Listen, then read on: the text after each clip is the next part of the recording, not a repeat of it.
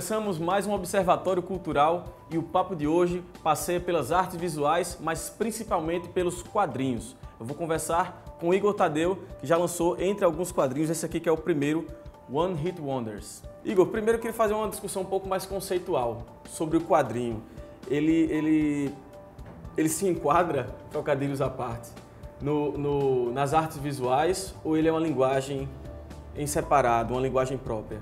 Assim, o quadrinho ele faz uso tanto das artes visuais quanto faz uso da literatura, né? Ele junta esses dois mundos aí para criar a narrativa própria dele, né?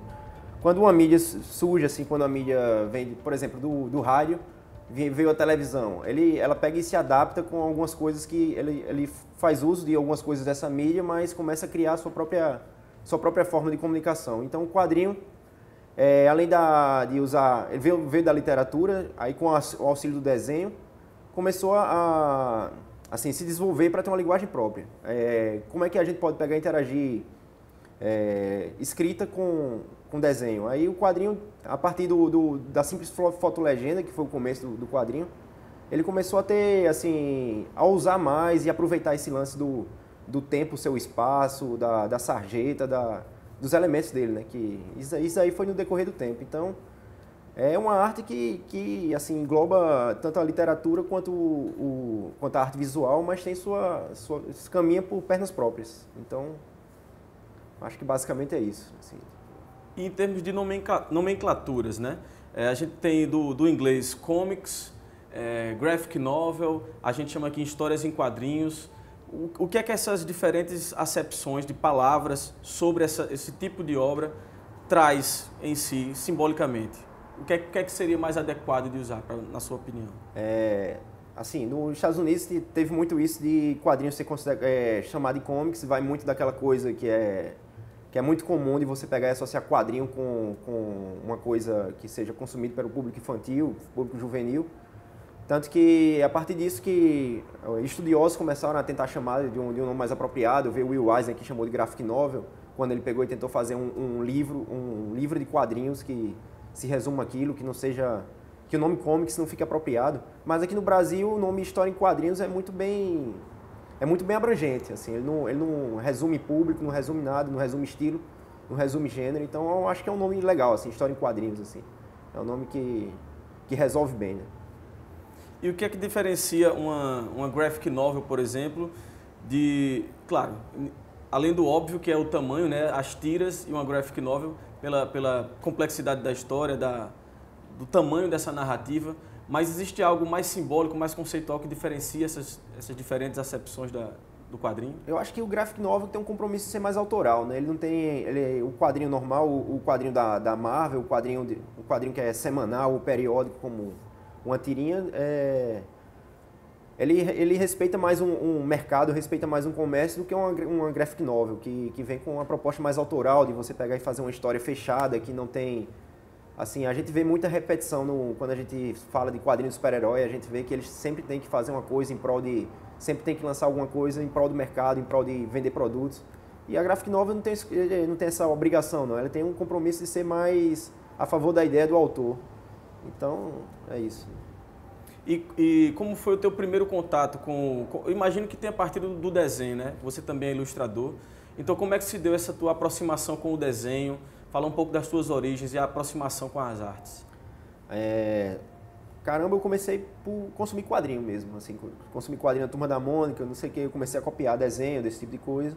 E daí eu fui começando a desenvolver, fui querendo criar minhas histórias. O meu consumo de quadrinho foi, assim, acompanhando as minhas faixas etárias, e eu fui de Turma da Mônica, eu fui para quadrinho de super-herói, aí aqui abriu a Comic House, e tinha a Gibiteca também aqui antigamente, que eu não cheguei a frequentar tanto assim não, eu já peguei o finalzinho da Gibiteca, pela minha idade, mas aí abriu a Comic House e lá tinha um pessoal mais especializado que discutia sobre isso, e você começa a ter acesso a outras coisas e ver que o mundo dos quadrinhos é muito maior do que esse esquema de super-herói ou de um quadrinho infantil. Aí você começa a conhecer autores que assim, não tem um compromisso de fazer um quadrinho por ideia, de aproveitar o quadrinho como uma forma de expressão, né? Como uma mídia expressiva,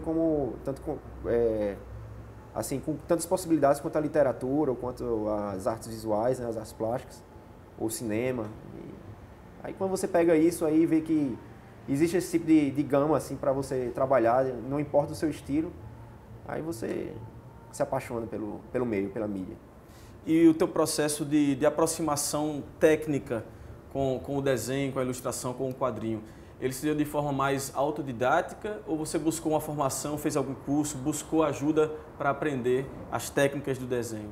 Eu nunca fui muito bom de frequentar curso, não, mas eu já procurei alguns cursos. Mas, assim, no decorrer do meu desenvolvimento, muito do meu trabalho foi sendo desenvolvido autodidata. Mas eu cheguei a fazer alguns cursos, inclusive de pintura mesmo, de guache uma vez também.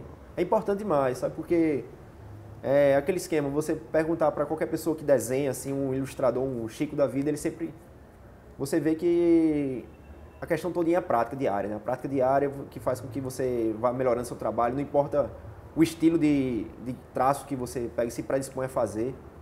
O que é importante no trabalho de você pegar e ter sempre essa prática é você desenvolver sua identidade, né? Eu acho que é mais importante do que assim, dependendo assim, tipo, do que o quão técnico é sua arte. Eu acho que você adquirir uma identidade é muito mais importante e que caiba com suas ideias, né? E quem foram, ao longo dessa tua experiência de leitor, né, de apreciador também do quadrinho, das artes visuais, quem foram as grandes referências para você? Tanto mundialmente, nacionalmente, ou mais no sentido mais local também, paraibanos aqui também? No sentido paraibano, a gente tem aqui... Eu peguei quadrinho assim quando era menino, assim, eu pegava de Deodato, eu peguei até acesso a uns quadrinhos, uns zines de Deodato que ele fazia com Deodato Borges e com esse pessoal aí, com Henrique Magalhães. Uma influência mais recente é Chico, né, que é uma sumidade paraibana. E o que eu consumo, assim, que eu gosto muito da literatura dele, da forma como ele escreve, do quadrinho, é Lourenço Mutarelli, que ele também atua no cinema, e aí do quadrinho americano e do quadrinho europeu tem muita coisa também. Tem Mike Mignola, que tem um desenho que é mais estilizado, que difere do desenho do super-herói convencional. Tem Alan Moore mesmo, né, assim, Robert Crumb, enfim, se for falar de quadrinho underground americano, eu vou passar horas aqui. Mas, assim, eu acho que a influência maior, tanto na formatação das minhas obras e da formatação dos grupos que eu participei, é sempre de um esquema mais alternativo do quadrinho. Daniel Clowes, Robert Crumb, a Zap Comics e Mutarelli, né? E dessas referências, o que é que você percebe que está presente na tua obra também? Não apenas como admiração, como referência, mas que você trouxe para cá, seja do ponto de vista técnico, do traço, da cor, mas também dos assuntos, das narrativas, dos temas que permeiam tuas histórias. Eu acho que, assim, na questão do traço, assim, eu sempre está presente, assim, a influência de Robert Crumb, quando eu pego e faço muito achurado, ou então quando eu pego e faço desenho parecido com a estética de rockabilly, assim, eu pego muito do Michael Red, assim, eu acho que é uma coisa que o meu consumo de Michael Red fez com que eu espelhasse na minha arte, sabe? E pelo consumo musical também, assim, de rockabilly, sobre essa estética do rockabilly, das pin-ups, eu acho que eu peguei muito disso, assim, das capas de quadrinhos antigas, sabe? Assim, tipo, você vê isso sendo usado como influência de The Cramps, de bandas de rockabilly, e eu acho que eu acabo trazendo isso também, assim. E do quadrinho underground dos anos 60, assim, eu acho a estética muito legal. Tanto que as capas da Sanitário, eu peguei e tentei fazer com um visual bem quadrinho antigo mesmo, de sair dos anos 60, underground dos anos 60, americano. E você também é músico, né? Já teve algumas bandas, tem projetos musicais, é um consumidor também da literatura e do cinema. Como você acha que essas outras linguagens que permeiam a tua vida, né, as tuas inquietações, se refletem no teu trabalho nos quadrinhos? Eu acho que, assim, a minha maior influência para fazer quadrinhos não vem dos quadrinhos. Assim, só se for de uma coisa técnica. Eu acho que, de resto, acho que eu trago muito mais coisa assim do que eu consumo de literatura, de cinema mesmo, e musical.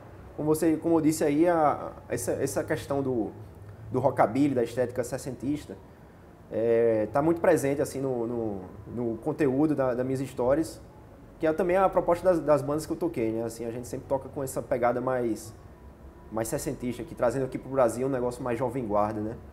Então, eu acho que, assim, até é interessante esse negócio para não ficar preso ao quadrinho pelo quadrinho, sabe? Por isso que eu acho que eu nunca tive tanto interesse em pegar e fazer quadrinhos de super-heróis, sabe? Acho que a questão toda é pegar e trazer coisas diferentes para esse mundo do quadrinho. No Observatório Cultural de hoje, a gente recebe o quadrinista e ilustrador Igor Tadeu. Fica ligado que no próximo bloco a gente está de volta.